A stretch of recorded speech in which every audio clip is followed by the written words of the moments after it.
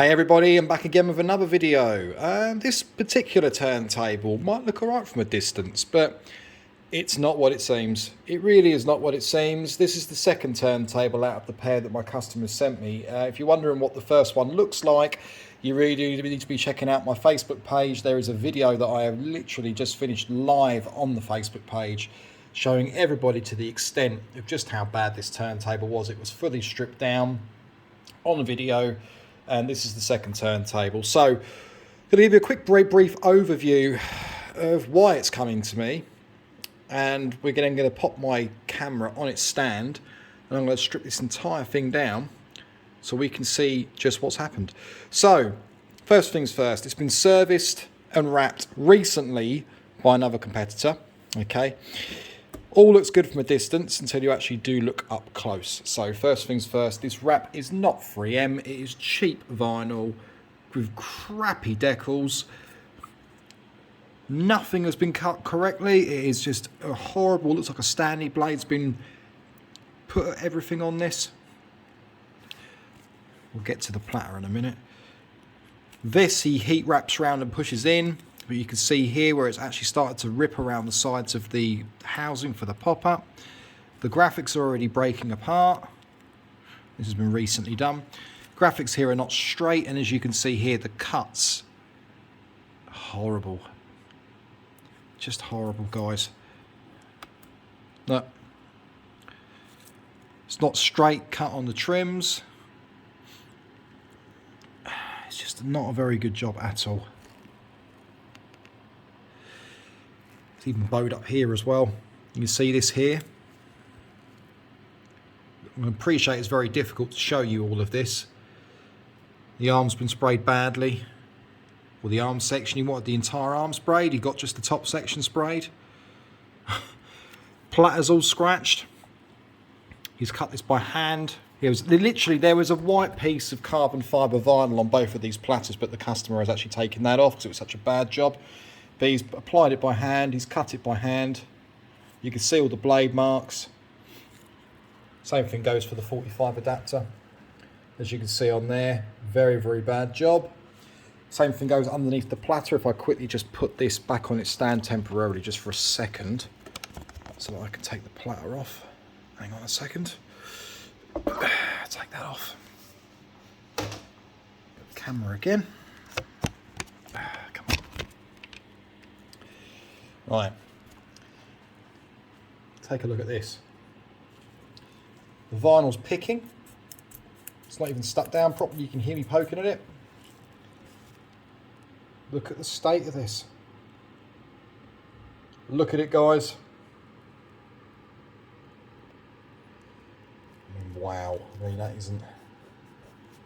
Where's my Stanley blade? I'll show you. There was some Stanley, sorry, my surgical blade. Look at this, look.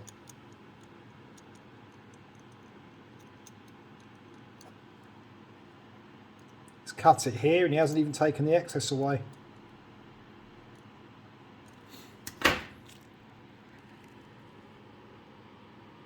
Absolutely disgusting.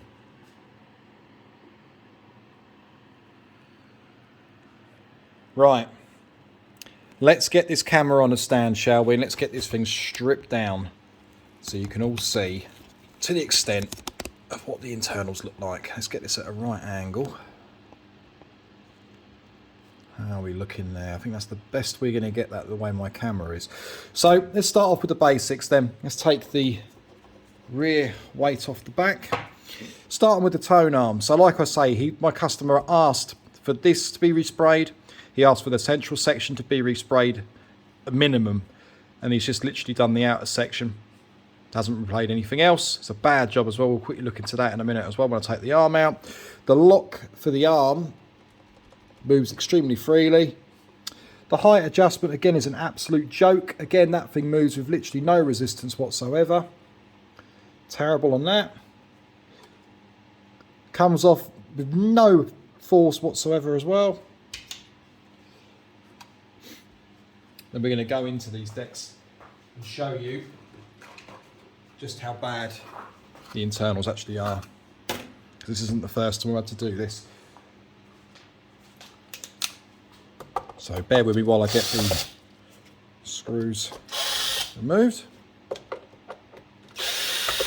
But yeah, for those that want to see what the very first turntable looks like, have a check on the Facebook page. Needless to say, my customer is not very happy. Right, okay. First things first with this. You've all seen my video on the Frankenstein decks, right? This isn't a Franken deck. This is all original. Power supply section with the fuse section matches that of the board. This is both matching. I can quite clearly see that the cable ties have been changed over. Now, there was a lot of flack that I received online from my original fake Technics video about this. Changing cable ties isn't a bad thing, but it is if you're changing components over and lying to customers about what you're changing. So you can quite clearly see on this that this cable tie here is a different shade to what this cable tie and this cable tie look like. So these two here are newly changed. Now, considering the fact that the pop-up light on this has been changed to white, to a really bright white LED, that would have had to have been changed because this is the actual harness here that goes to the pop-up. So that's been changed. This one here holds in the start and stop assembly in the corner here. Then you've got the red connector here with the brown that goes towards the switch. These obviously hold on here, and that would have been changed too. Okay, so give me just a second. We'll get this taken apart.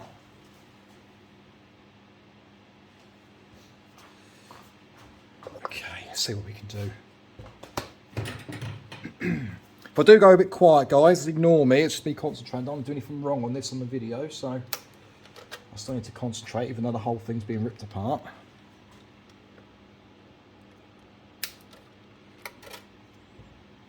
But yeah, still got the original power cable as well.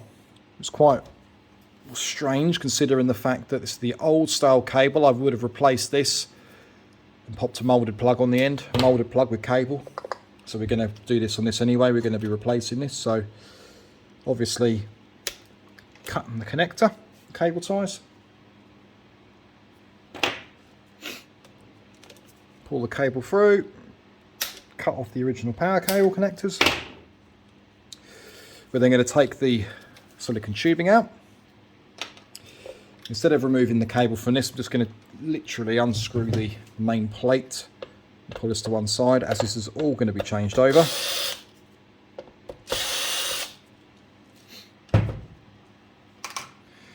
Lift that off. Pull this through. There we go.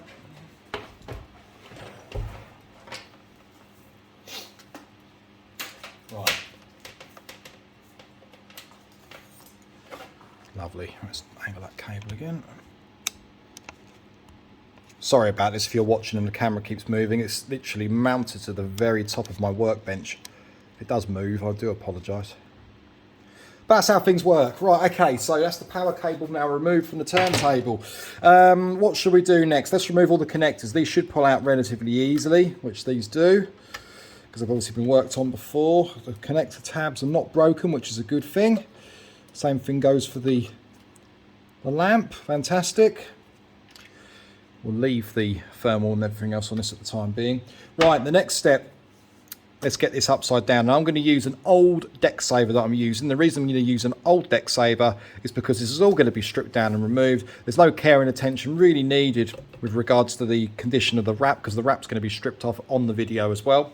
So we're going to grab my old deck saver. Like I say, this is a very old one that I've been using for many years. As you can all see, it's not in the greatest of condition. This is only used for very grubby turntables such as this. We're going to be very careful now by removing these. So the feet simply unscrew with your hands.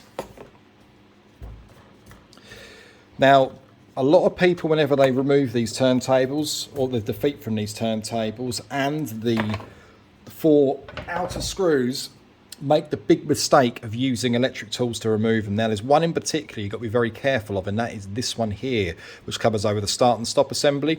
That long screw or bolt actually bolts directly down into the assembly. It's made out of plastic. If you over tighten that, it snaps. So if you've ever bought any second-hand Technics in the past and you get them and this screw is actually loose or it's not there, you now know why, because the thread has actually damaged the internal socket where they've over tightened it and they can't put the screw in.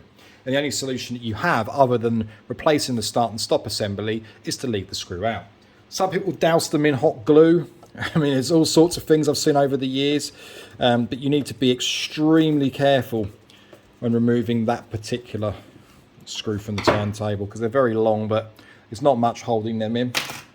Now with the rest of these, though I know these have already been opened before, so I can use an electric tool to remove the rest of these, but that is the most important one. Obviously, if you've got a turntable that's never been opened in so X amount of years, you need to be very careful with these. Maybe even use penetrant oil on these bolts before you remove them. Use a hand tool to remove them. Don't use anything electric, but this particular one here I can, as my customer has told me, obviously, what's been happening with this deck, and the fact that they've been wrapped clearly tells me that the deck would have been taken apart, so these bolts should all come out with relative ease.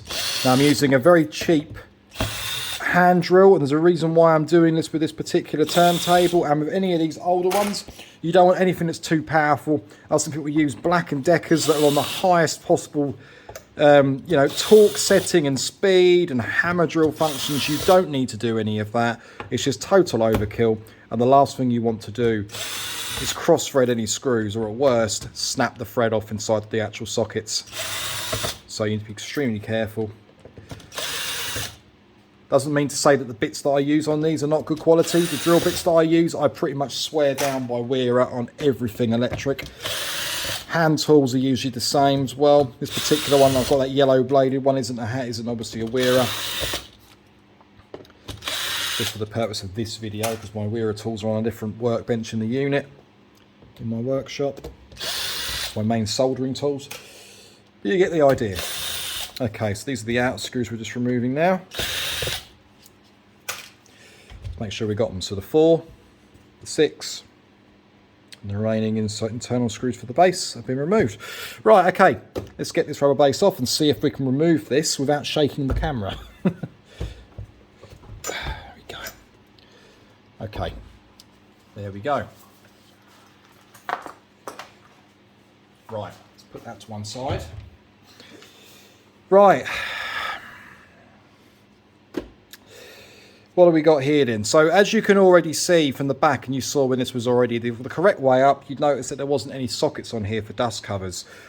Now, if there's no sockets for dust covers and you've had service work completed for these, then why on earth has the guy not given you these back? Instead of leaving these in, he should have taken them out. These are the back plates that the sockets screw onto. You'd have 2 long screws that screw into these. What you're either going to do is put these back on if you take the sockets off. Be very careful with each screw and physically screw them back in to hold the plates in place, and you don't lose the screws. So these obviously never had sockets. Whether they've been taken off, I don't know, but these should have been taken out, because it's absolutely pointless leaving these things rattling around inside your turntable for no reason whatsoever. So they're going to come out. The actual plates themselves, I don't know if you can see this from the angle of the camera, but the way that they're fixed, they're actually at a slight angle going down this way. These are not straight. They should have been unscrewed and re-angled, but I'm sure I'll get to that when I rebuild this. But for the purpose of this video, we're stripping this down. So let's remove the weighted section now. Again, the screws for the weighted section are a bit of a mix mash of different colours.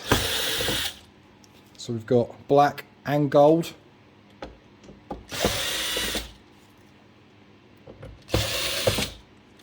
So all the weighted section screws removed. The weight will now be removed. Lovely stuff.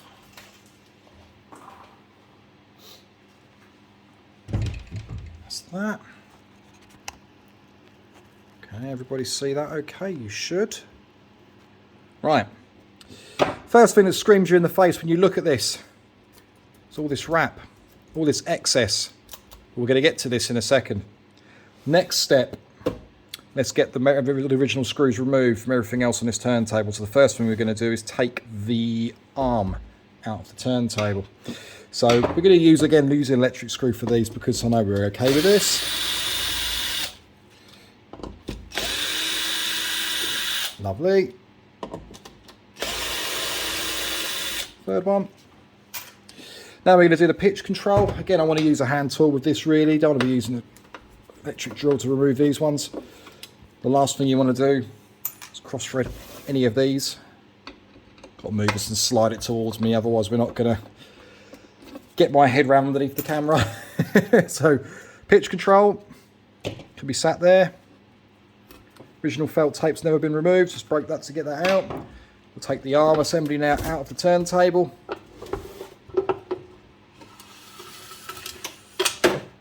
Lovely, so there's the arm out. Like I explained, the customer asked for this all to be sprayed in white. He just did this section, as you can see on the camera as well. If you look very carefully at all of these marks underneath, it looks like the original rust underneath, or he's just Scotch pad over the top, or lightly keyed it and applied white spray. Not a very good job. Not a very good job at all. That's all going to be sorted. And like I said about the lock, look how easy this moves. There's literally no resistance whatsoever. It's like he's oiled it and put it back together. Height adjustment again. Look, there's loads of play in this. Not very good at all. Doesn't even go down to 0. Right, let's get this out of the way. I'll go back to the arm in a minute after I've done this. Right, well that was pointless. That's literally just stuck down like that. That wasn't even tacked down. It looks like a bandage. Bit of foam tape, real old foam tape. Obviously not original. Right, by looking at it. We'll get that out of the way. That's going to take the pop-up lamp assembly out of the turntable.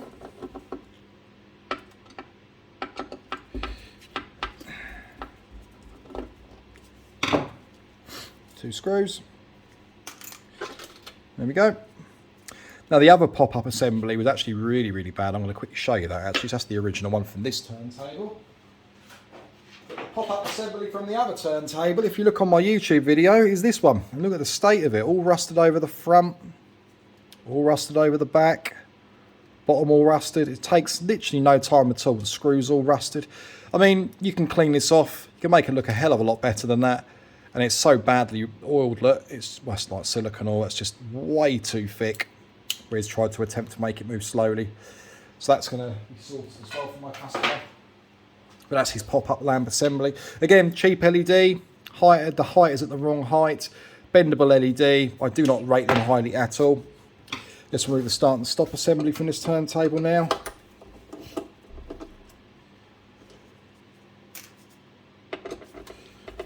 Obviously not forgetting to unscrew the switch before we forget.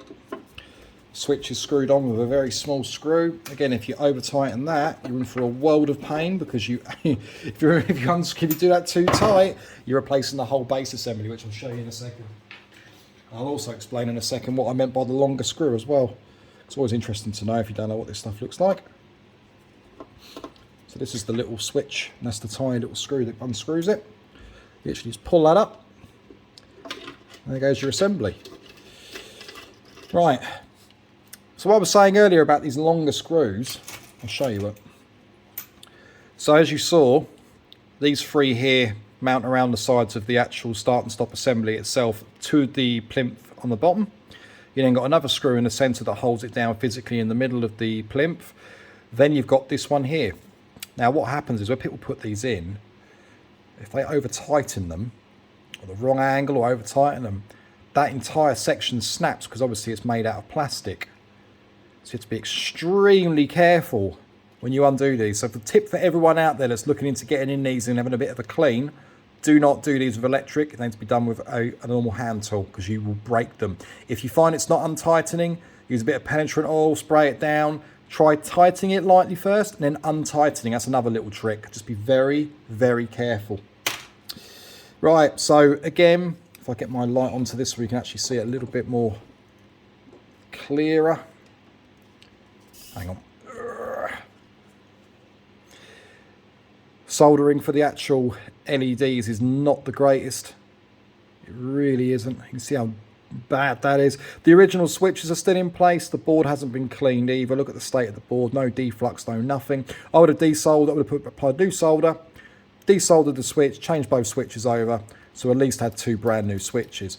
Now what my customer actually had to do with this is apply some diffuser tape underneath, because all of his LEDs are in white, but the LEDs are just way too bright. So to actually diffuse them by putting some diffuser tape underneath. You don't actually have to do that. There is a much easier way of doing this by changing board components to get around this. It's a bit of a bodge doing that, but each to their own. Everybody's different. I would not be doing that at all.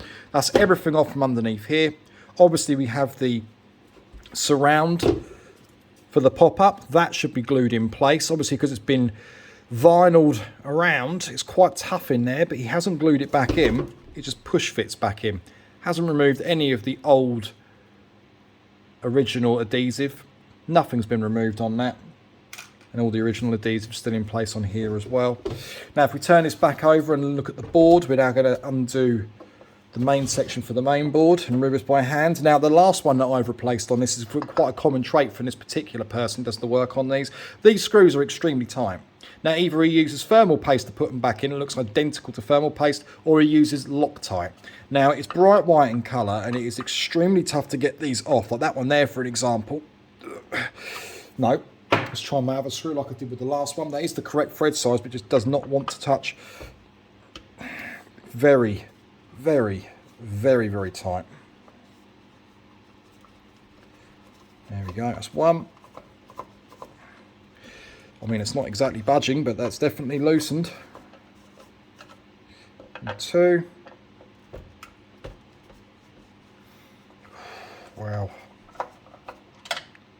Three. Not good at all, this. Right. Oh, don't throw them in there because they're coming in Loctite. So you'll see now when you look at this, they're filthy, horrible. Really is not a good enough excuse for that. There's no excuse for this. And if it was Loctite, that is way too much. Way too much applied. Again, I can't even get around them. Let's get a spatula, get them underneath the screw, see if I can at least get some leverage underneath these screws. No, without scratching them is going to be nigh on impossible with that particular one. We'll see if I can grip that. Grip that and pull it. Once I've obviously removed the outside screws for the main board.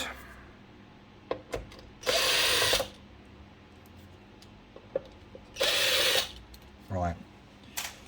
That should, as long as that's not too tight, lift up. So that's not actually screwed into anything. That was just very, very tight. Again, with an absolute ton of what looks like thermal paste, but that probably is going to be Loctite. Much too much on there. Doesn't need to be like that. Now, this has obviously been re-oiled. I can see that this has been re-oiled. Now, the last one was way too light, and it's still the original oil. Now, whether you can see this or not on the camera, but if you look really carefully within the top of this with the reservoir inside the bearing, it's slightly brown across the top. Now, a lot of people do not take these apart. Now, I tend to flush these out and then apply the oil, because you'll find with these older style assemblies, they do break very, very easily. And it's not just a case of popping a circlip on there. You can do that, but you'll have more movement than need be. So that's going to have some attention needed as well. We're now going to undo the two screws that hold down this component. I'm going to use my old cloth with some alcohol cleaner just to go over before I put this anywhere. So give me just a second. Find my cloth wherever I put it. Right over here.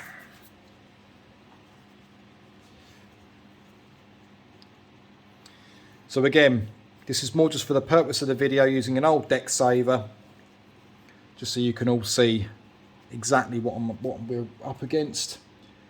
I have got an actual stand and things that I use, including foam. Most of my parts all sit here with foam, because this is in bad condition regardless. It doesn't really matter. It's going to look nothing like this when completed. So I wouldn't go worrying too much about, oh, he's using an old deck saver, oh, it's not flat, but it doesn't really matter. Everything on this is going to be rebuilt and working to its full potential and looking a hell of a lot better, which is the main purpose of this customer bringing this down to me. This was only, like I say, this was recently serviced, not long ago at all. I mean, it's just terrible how people can let these things go in such bad condition. He would have been better off leaving this turntable in its original state, because it was actually in better cosmetic condition before this guy touched it. Right, okay. That's the main board unscrewed. We're now going to remove the screws going to the power supply. Now, bearing in mind, because this has obviously been wrapped, this should have been deep cleaned as well to stop any debris getting onto the wrap. I can already tell you now that this turntable has not been deep cleaned. It is absolutely filthy, and I'm going to show you once I've taken this power supply and PCB board section out of the turntable. Really not impressed with this at all. Not at all.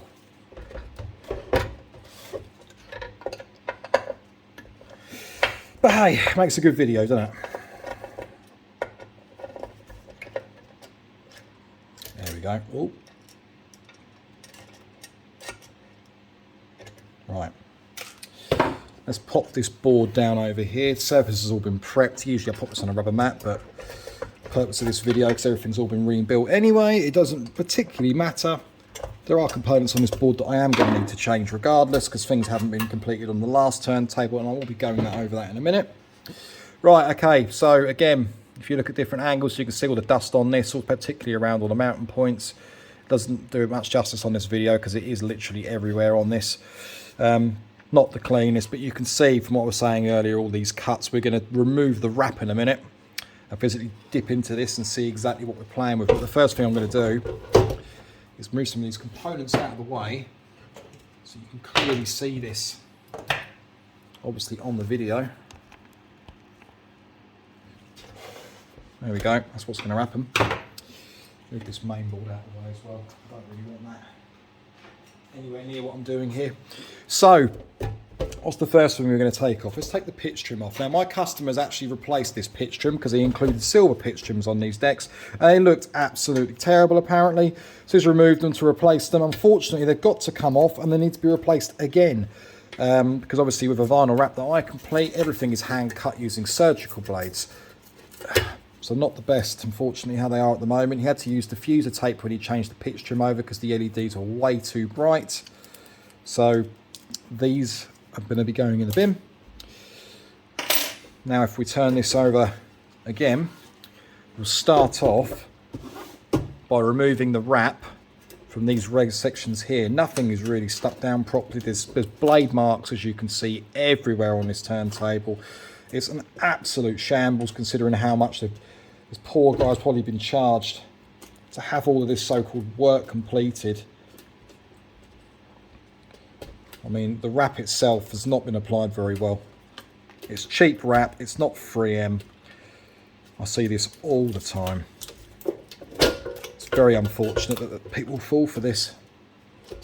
You know, cheap is cheap, guys. If you want something to last you the test of time, you know, put something on and not have to remove it again. This is why you use 3M. So the gear that I use, obviously being 3M, that's all I use. I have a direct business account with them. Is a 5 to 7 year external guarantee. So when I say external, you've got to bear in mind people use them on Ferraris, Lamborghinis. They wrap their boy racer cars in them. It is the best stuff that you can buy. That and Avery Dennison. You're never going to find a better wrap. So 5 to 7 year external is fantastic. But if you think you're going to be using this on turntables, they're probably going to spend the majority of their life inside your bedroom, studio, or wherever they're going to be.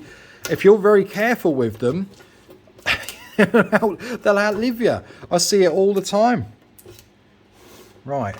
So you'll see what I mean in a second when I actually remove this wrap, to the extent of why the customer would have been better off leaving the wrap as it is. I mean, look, it's not even stuck here. Oh, terrible. I mean, look, credit where credit is due. If the guy had done a fantastic job on this, I would have said, look, you know, you should have done this, this, this, and this, but otherwise it's okay. But this wrap, the way it's been wrapped, you should never heat and bend on the edges of a turntable, especially with cheaper vinyl. You can get away with it with 3M, you definitely can. But the style and the way it is, way it conforms, wouldn't recommend it. Would not recommend it, especially with carbon fibre. You've got all the weave on carbon fibre, so the idea with carbon is you get that nice line that goes down at an angle. If you're starting to heat and bend it, what do you think happens to that weave? It starts to get, the shape starts to get bowed, it starts to look really bad, smudged, thinner, not great quality. And that's exactly what's happened here. So this looks very, very thin. If you look at this section here, that's near enough at the top of the deck. So you've got bits on here that are covering the entire base, and you've got certain areas on here that haven't got anything on it at all. the question is, why? Why would you do that? God, think the amount of people have this done. So he's obviously fallen for his trap. Like I say, this is the second turntable. You really, if you want the non-blunt version of this, me giving my honest opinion, you really do need to watch the video on Facebook. You really, really do. Because you can imagine, I'll make this a bit more friendly on the YouTube, because it's YouTube, and I don't want to get the video taken off. But if you want the honest, brutal video, you want to be checking the one out on Facebook. Because this is just insane. The other thing as well, the shader cloth. You see where you mount your pitch control, this shader cloth, that's all original. Hasn't even replaced that. Sake of a few quid. Would have made a hell of a difference the way things look. Obviously not cosmetically externally, but it would have made a hell of a lot of difference. I mean, he's changed the pitch control over. The pitch control slider unit itself is an aftermarket unit. There's nothing wrong with aftermarket. And I can probably say it's probably been calibrated to the wrong specification, because the other turntable was, which I also confirmed live on Facebook just before I started this video. Now again, cut blade marks. You can see this everywhere if you're careful. Look at where my hands are now. You see all these marks? That's cut blades. That's a blade mark. Absolutely disgusting. So I said this before, could you imagine if you've owned these turntables from new and they've never been serviced, you've never let anybody touch them, and you're really picky about who you let loose on your decks. You fall for someone's rubbish, they get hold of them and do this. Are you going to be happy? I know I wouldn't be. I'd be wanting a full refund. I'd be wanting a full refund, because the problem you're going to have now is it all has to be redone again, and you're paying money again to have these issues resolved by somebody that actually knows what they're doing. And that in itself is disgusting. It just goes to show, if you really don't know what you're doing, you shouldn't be touching them.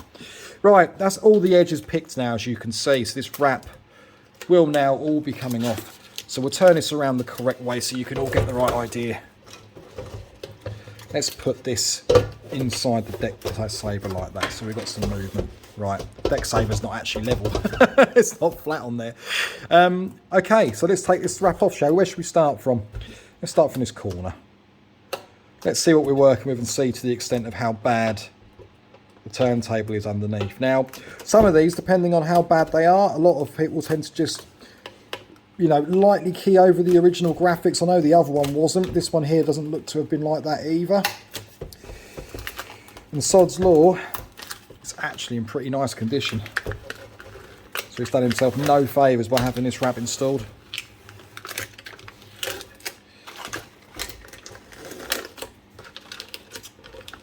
Look how easy that's coming off.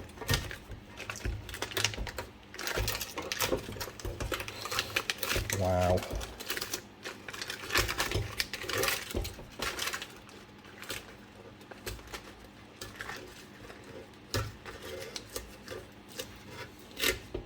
You can smell the adhesive. This is just cheap, nasty rubbish. Absolutely reeks. I work with the best brands of vinyl wrap you can think of in worldwide. I use the best vinyl wrap you can think of, and I work with the companies that use the best wrap. This is not that. I buy directly from the source, and I can tell you now from my user experience, this is not good quality. Not good quality at all. And we're going to closely look in a minute, now I'm actually removing this, at where this goes round and what the blade marks look like when this is being removed. So again, just to show you all this again up close, this area with the 45 adapter, you can see where I push this all in. You can hear it. It's not stuck down. I wouldn't be letting that leave my sight in that condition.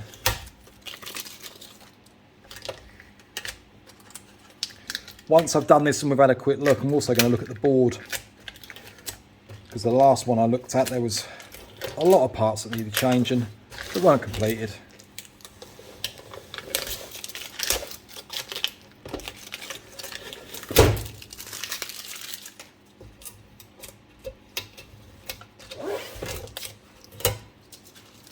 So now, if you were doing this at home and you were giving this a go yourself, you'd probably sit back and go, do you know what? That's not a bad job.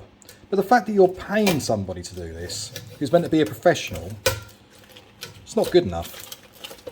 It's as bad as what I said before about people that try giving servicing a go and think that they can watch a YouTube video and go, oh, I can correctly change over RCA cables, that means I can service the Technics.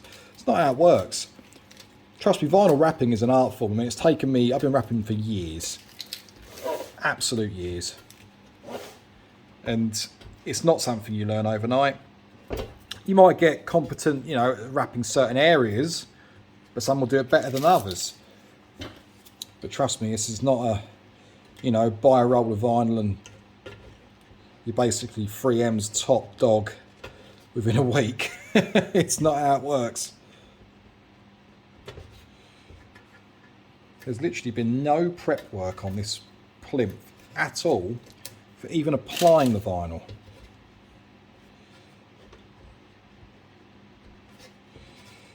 Just using a plastic knife just to remove some of the odd sections that are a bit more finicky to remove.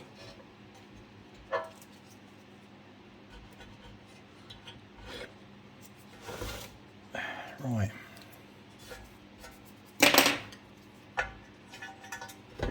There we go. Right, okay. So that's all of the wrap removed. It's actually in not bad condition, apart from the corners. It's a shame, really. That's in nice condition. This is going to be re-wrapped. If we look at some of these corners, remember what I said earlier about the blade marks? So if you look all the way around here, all the way around here, all around here, look, it's all over.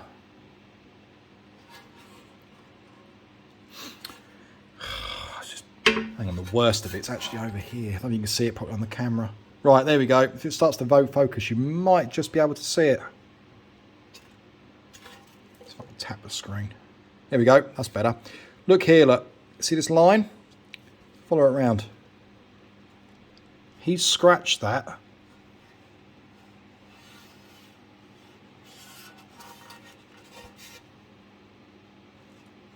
All the way across here. All the way across here to here, look, that's where the vinyl is. You can see the marks here, all the way around. It's disgusting. Absolutely disgusting. I've actually got videos and pictures of this as well, so there's going to be some pictures when I pop this up, so you can actually have a good look at what I'm talking about. So I can appreciate it's not the easiest thing to show you on this video. So that's the plinth taken apart. Right, let's quickly look at the board again.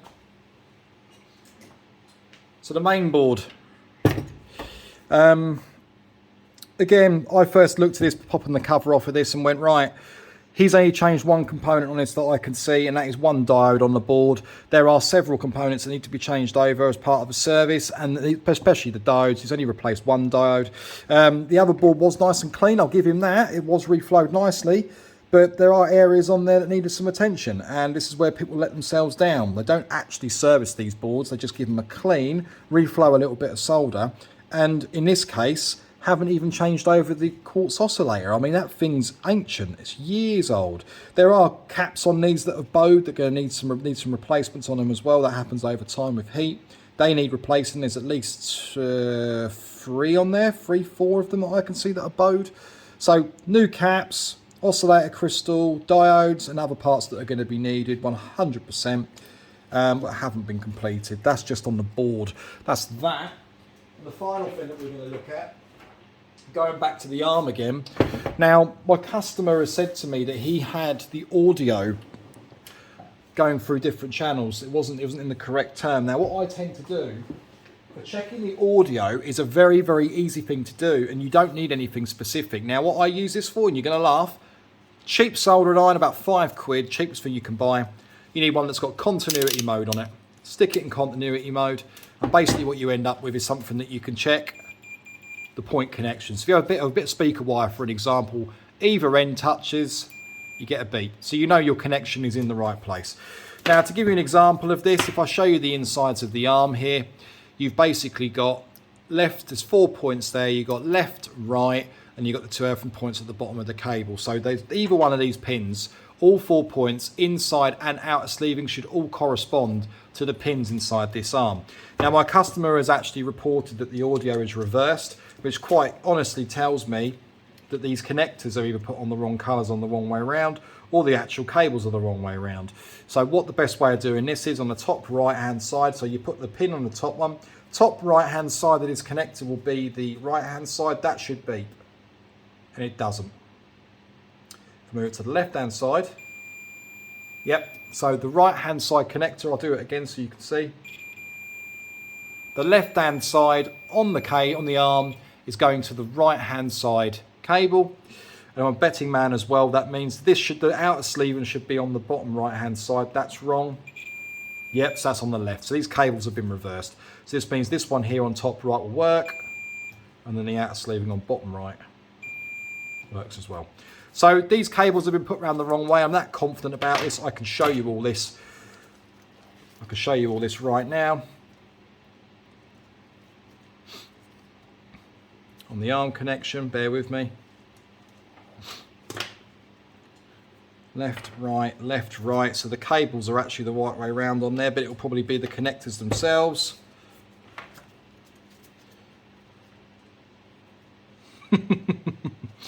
Yep, so if you look now on the bottom of this, red and white is the correct way around. So red, white, then you've got the connections from the arm, which will be black, green, red, white and blue, which is all correct, but the soldering is terrible. Which means that now the outer sleeving for the cables being red and white, being white for left, red for right, should correspond with these.